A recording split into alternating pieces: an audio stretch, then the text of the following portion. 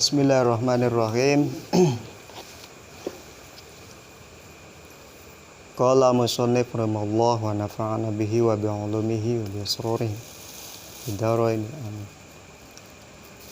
Al hadisu sabi' utawi hadis kang nomor 7, hadis yang ke-7.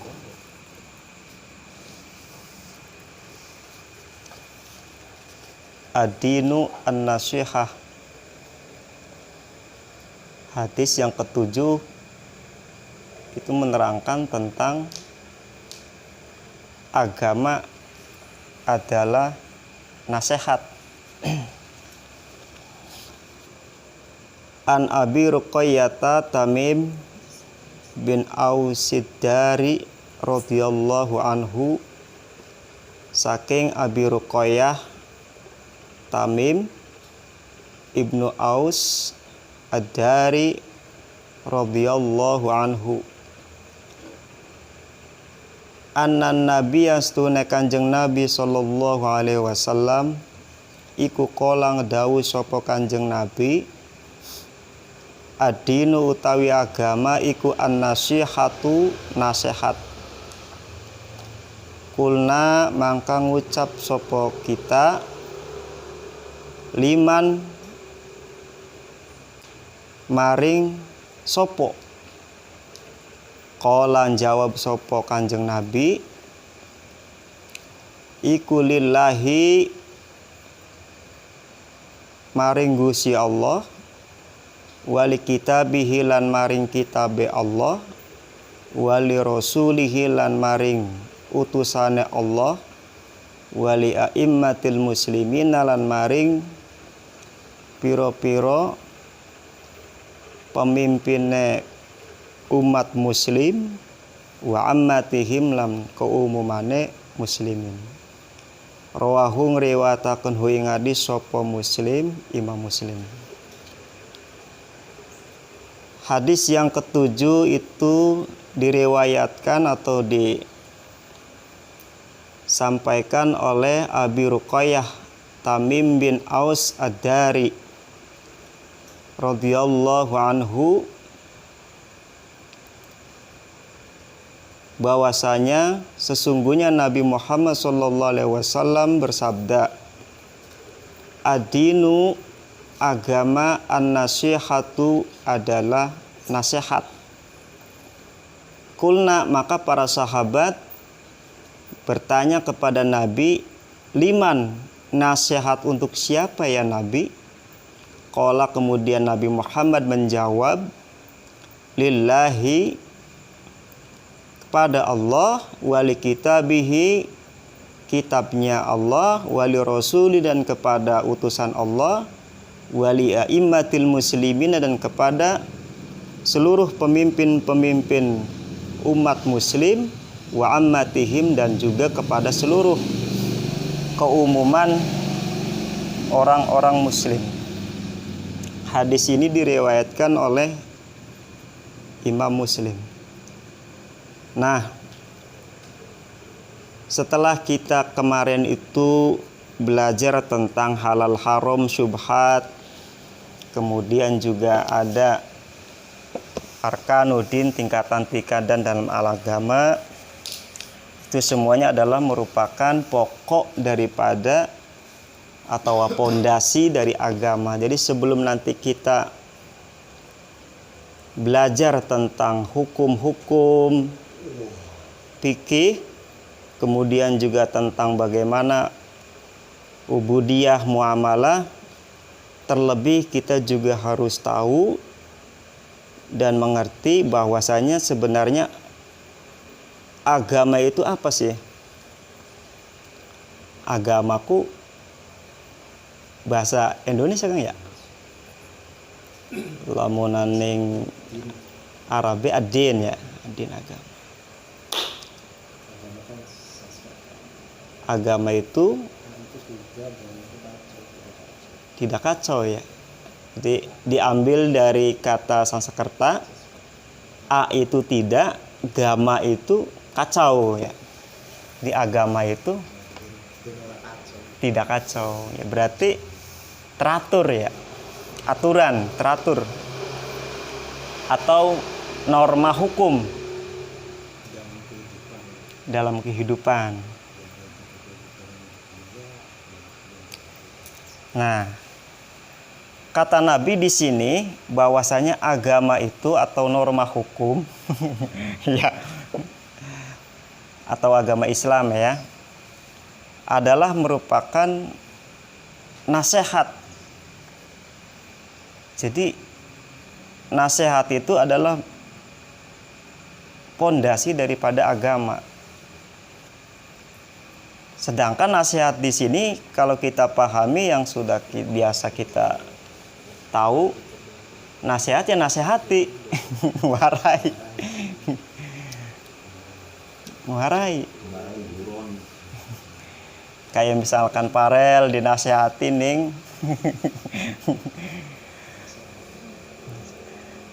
Padahal secara bahasa ya bukan itu, Kang. Nah, jadi nasihat ning kene ke artinya nasoha yang sohu nushan wa nasihan isim fa'il. Artinya ketulus, Kang. Sama dengan kata kholaso yakhlusu ikhlasan. Murni. Kalau dalam bahasa ya. Jadi nasoha yang soiku artinya tulus. Kalau diistilahkan an-nasihat berarti di sini isim fa'il yang taknya itu tambahannya lil mubalaghah adalah nasihat itu ya sesuatu yang dikerjakan secara sukarela dan tulus. Penuh dengan kesadaran. Jadi lamun seumpamane dikake nguarahi siapa? Arya misalkan. Tetapi nguarahi ini ke bukan karena ketulusan, bukan karena supaya Arya berbuat baik. Misalkan tujuannya untuk memprovokasi misalkan. Nah, itu namanya bukan nasihat. Bukan dari jiwa kita benar-benar menginginkan Arya itu supaya baik. Nah, itu namanya bukan nasihat. Walaupun secara ungkapan katone mah baik. Itu namanya bukan nasihat. Dan nasihat di sini itu pemberlakuannya bukan untuk subjek atau objek, tetapi kedua-duanya. Contoh, kayak Dika mengkula, ya, nguaraiku dah arane nasihat. Kula selaku sing dinasehati Dika, kulana kudu nerima ke, karena dinasehati. Pada baik. Jadi nasihat itu adalah hak. Adalah hak. Dika nguarai kula ya nasihat, kula ya nerima omongan Dika ya nasihat. Sama-sama menerima dalam sukarela, dalam penuh kesadaran. Namanya nasihat. Kemudian para sahabat bertanya, ya Nabi, yang dimaksud agama adalah nasihat itu nasihat untuk siapa? Ketulusan menjalankan sesuatu yang baik itu dengan penuh kesadaran bagi siapa? Nabi menjawab, lillahi, kepada Allah. Jadi nasihat dalam agama itu yang pertama kata Nabi adalah nasihat kepada Allah. Jadi maksudnya bukan kita nasihati Gusti Allah ya. Biraku kita nguarai Gusti Allah. Lamun ditegaskan dulu arti kata nasihat. Makanya tadi sudah dijelaskan nasihat itu adalah ketulusan, murni. Aja kecer. Kalau kita manain nasihat itu nguarai, berarti kesannya keimajinkan seperti itu. Iya. Untuk nasihat itu yang warai. Nah, makanya harus tahu dulu makna daripada nasoha yang sohu nasihatan itu adalah ketulusan, kemurnian, menginginkan sesuatu yang baik dengan penuh kesadaran. Jadi kayak kayak tanggane ku lagi Kang, ya tangga. Lamun di umai kebakaran kayak Kang, ya kema duduk nggak ya, misalkan, ya pira aku kurang menang bae, ya kan, pasti minimal melung ngebantu nih. Tapi ngebantu itu karena memang penuh dengan kesadaran, kita sebagai tangga punya hak untuk membantu kan kayak itu. Nah itu nasihat. Jadi tidak harus ada motivasi yang lain. Jadi merasa itu suatu hak. Bukan. Wajib. Hak itu tidak di bawah tekanan, tidak ada keterpaksaan, benar-benar dengan penuh tulus refleksi kehidupan, hati nur. Nah, kata Nabi yang pertama adalah nasihat bagi Allah. Maksudnya adalah kita selaku makhluknya mengikuti segala apa yang diperintahkan oleh Allah. Itu adalah nasihat. Dan melaksanakan perintahnya itu bukan karena keterpaksaan atau tekanan, gitu Kang. Atau Allah melarang sesuatu kepada kita bukan berarti kita istilahnya tekanan. Allah melarang ini, melarang. Nah, makanya kemarin itu dijelaskan tentang kata haram itu bukan tekanan. Larangan-larangan itu justru untuk satu kehormatan untuk kita. Makanya kalau kita melaksanakan segala perintah Allah dengan penuh kesadaran dan benar-benar ketulusan, ibadahnya tuh merasa tenang. Bener Kang? Nikmat, adem, nikmat lah pokoknya mah. Nah itu salah satu nasihat kita dengan Allah. Jadi menjalankan apa yang menjadi hak kita sebagai makhluknya kepada Sang Pencipta, yaitu peribadatan. Allah memerintahkan ini, memerintahkan itu, kita sebagai makhluknya pun harus patuh. Tetapi kepatuhan itu dengan penuh ketulusan dan kesadaran, gitu kan. Awas ya, jadi nasihat kepada Allah itu bukan nasihati Gusti Allah ya. Kalau kita dibahas di awal tentang nasihat itu apa ya pasti. Iya, nanti kone mana ini bingung. Nanti membaca hadis ini diterjemahkan sendiri. Allah dinasihati. Nasihat untuk Allah. Itu kan karena kita belum tahu nasihat itu apa. Tuh, jadi memenuhi segala apa yang diwajibkan dan dilarang oleh Allah. Kemudian juga bukan hanya itu. Nasihat kita atau hak-hak kita yang harus dipenuhi dengan Allah Subhanahu wa taala adalah mengetahui bahwa Allah itu adalah zat yang Maha Esa. Mengenalnya, mengesakannya, tidak menyekutukannya. Makanya kita diwajibkan kalau dalam ilmu akidah itu mengetahui aqdil khamsin. Itu akidah 50 kudu apal Kang. Sifat wajib, sifat mustahil, sifat jaiz bagi Allah. Kemudian sifat wajib, mustahil, jaiz bagi Rasul. Jadi yang jumlah 50 itu dibagi. Kudune mah anak-anak sepantaran Parel, ya, Heru, Arya, Ilham. Wis mulai belajar dan wajib hafal. Apal beli? Sifat wajib. Wujud kidam bako. Nah, iya, apal beli? Apal, ana 20 kan? Wujud kidam bako terus. Iya, apal. Seki sifat mustahil ya, apal beli? Ya, coba tuh. Kebalikannya. Iya, apal beli? Sifat wajib baik. Mantakan kula ya ning bocah ngaji segi. Wis pokoknya mah wajib apal ge sifat mustahil aja wujud kidam bakone bae.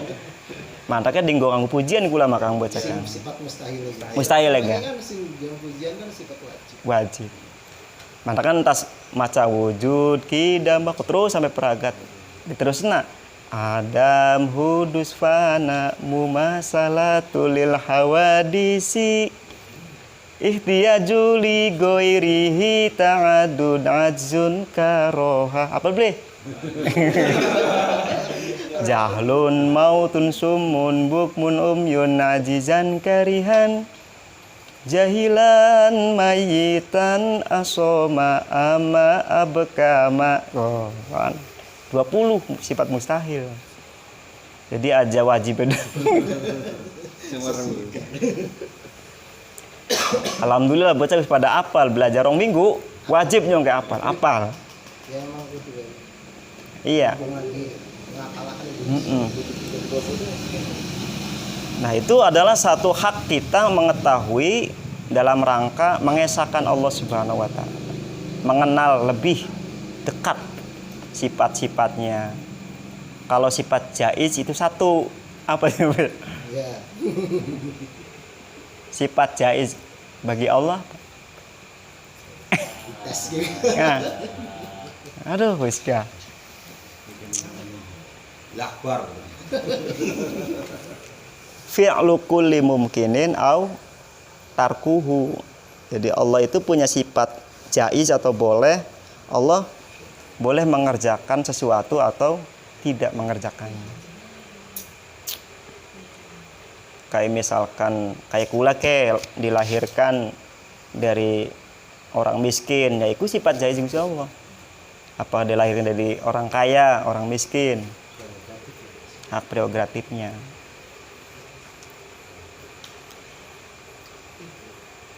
Nah, itu salah satu nasihat. Jadi di samping kita memenuhi segala kewajiban apa yang Allah perintahkan, juga harus mengetahui siapa sih Allah Subhanahu wa taala.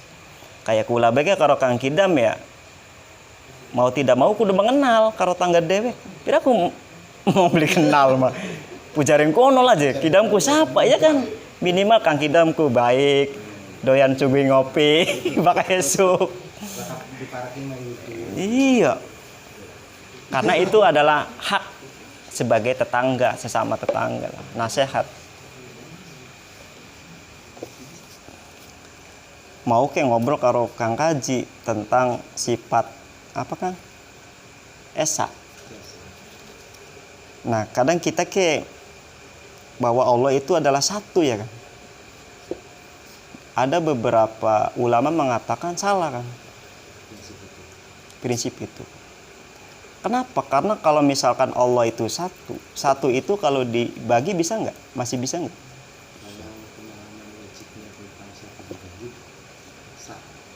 Masih bisa. Kalau ngebahasanya adalah satu. Dua dibagi dua sama dengan satu. Nah,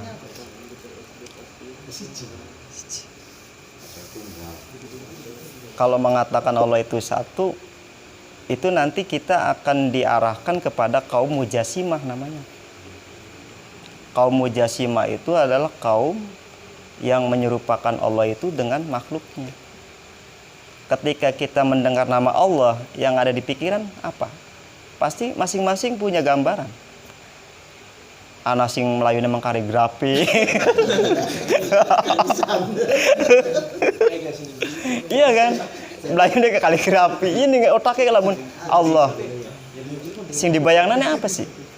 Ya justru ini masalah kenapa kita ngaji. Kalau saya berpikir tentang satu itu ya pokoknya dibagi-bagi gitu. Tapi mungkin ada hal yang lebih tepat untuk artinya tuh jadi satu. Artinya singkatnya kamu jadi satu mungkin ada. Iya, makanya bahasanya adalah ahad bukan wahid.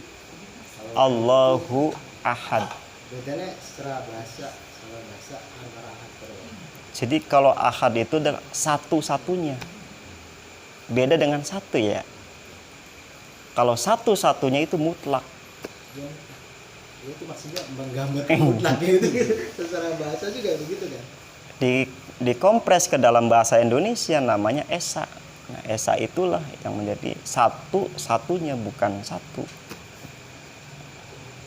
Makanya namanya bukan wahid kan, Allahu ahad, bukan Allahu wahid. Maka kalau ada yang mengatakan Allah itu satu ya mungkin dia belum ini itu ya apa? Ya itu. Belum Mengungkapkan secara dalam. sebenarnya maksudnya itu betul. Betul Mas. Cuman Ya. secara bahasa atau secara apa ya? Pokoknya gitu lah. Cuman gitu ngaji juga itu Mas. Iya. Bedakan satu dengan satu. Tapi kamu sendiri memahami namun dikatakan kalau itu satu salah ngambek deh. Ya iku. Ya itu. Maksud saya datang itu untuk ngaji. Masih mending gak meneng Dikit. engkau nerangnane pas ngaji. Oh iya, itu satu maksudnya. Tahu satu-satunya. Maksudnya sama, cuman bahasa saya gimana?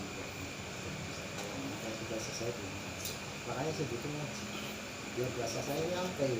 Kalau nanti saya menggambarkan ke orang lain, saya ngomongin tentang satu, mungkin persepsinya berbeda. Tapi ketika sudah dapat ngaji, mungkin sampai kena sesuatu atau satu-satunya aja. Jadi kan apa? Bahkan kalau kita menyerupakan sesuatu ya udah masuk kategori mujassimah. Ada yang menggambarkan cahaya, ada yang menggambarkan Iya. zat yang maha besar.